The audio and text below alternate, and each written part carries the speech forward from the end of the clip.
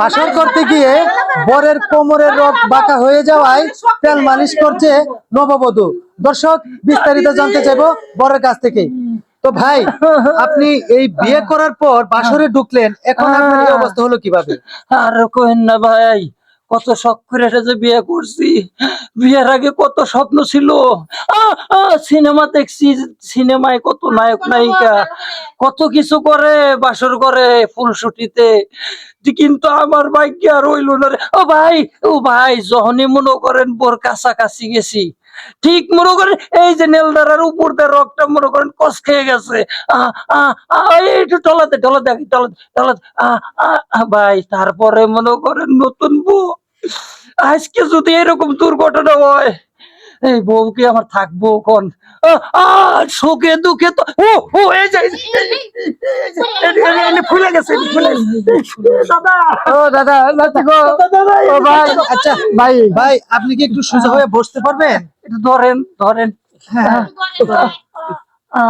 একটু বসেন, বসার চেষ্টা করেন, কারণ আমরা কিন্তু একটা ফোন পাওয়ার পর দৌড়ায় ছুটে আসলাম যে আসলে এরকম ঘটনা কিন্তু সচরাচর কোথাও ঘটে না, কিন্তু তার জন্যই আসলাম। একটু বসেন, আমরা একটু কথা বলি আপনার সাথে। পারতাছি না ভাই, পারতাছি না। আচ্ছা, তাহলে এদিকে শুয়ে থাকেন। তো দর্শক, আসলে ওনার একটা স্বপ্ন ছিল, আর প্রত্যেকটা মানুষেরই কিন্তু স্বপ্ন থাকে বিয়ের, আর বিয়ে করা মানে কিন্তু বাসর করা।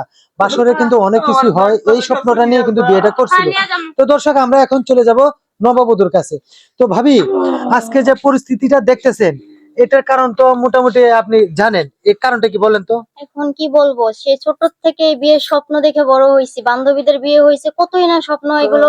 মানে আমার বাসর যে এরকম হবে আমি কখনো কল্পনাতে ভাবিনি। আসলো, সুন্দরভাবে কথাবার্তা বলো, এই মুহূর্তে একটু কাছে গেল তখন এই অবস্থা। এখন আপনি বলেন, এই মুহূর্তে আমার যে এই যে ছোট থেকে যে আমি যে স্বপ্নগুলো দেখলাম, এই স্বপ্নগুলো আমার কোথায় গেল আমি জানি না। এখন কিভাবে কি করবেন, ঠিক করে আমার মনে করেন যে আমার বাসর লাগবে। হ্যাঁ, কারণ আমি ছোট থেকে এই স্বপ্নটা দেখে বড় হয়েছি। সবার মুখে শুনেছি এই বাসর নাকি একবারই আসে, এই বাসরের মতো নাকি কোনো দিনই হয় না। তা আমার বাসরটা এইভাবে বৃথা যাবে কেন? আমি বৃথা যেতে দেব না। এর জন্য যা করতে হয় তাই করতে রাজি আছি।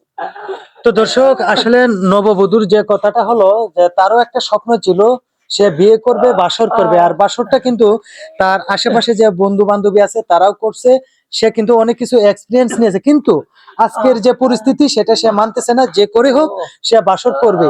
তো দর্শক, এদিকে আমাদের দাদা আছে, ওনার দাদার সাথে একটু কথা বলবো।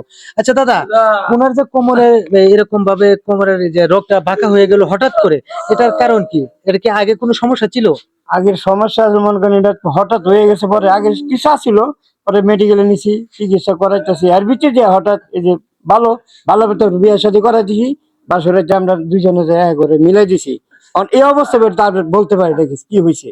তাই? জি, আগে একটু সমস্যা ছিল। আগে সমস্যা ছিল। তো দর্শক, আমরা দাদার কাছ থেকে যতটুকু বুঝতে পারলাম যে আসলে এই নববরের আগে একটু সমস্যা ছিল, যে সমস্যাটার কারণে আজকে কিন্তু এই সমস্যাটা দেখা দিল। তো দর্শক, এদিকে ভাবি আছে, একটু ভাবির কাছে যাব। আচ্ছা ভাবি, এখন কি আপনারা মেডিকেলে নিয়ে যাবেন নাকি এভাবে তেল মালিশ করবেন? একটু তেল পরে আনছি, এটা মালিশ করে দেখি কি হয়, না হলে পরে ডাক্তারের কাছে নিয়ে যাবো মেডিকেলে। তাই?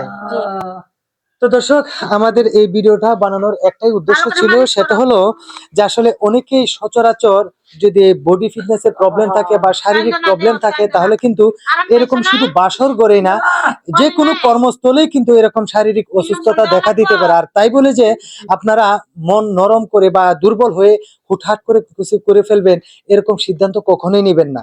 আল্লাহ যদি চায় তাহলে তাকে সুস্থতা দান করতে পারে।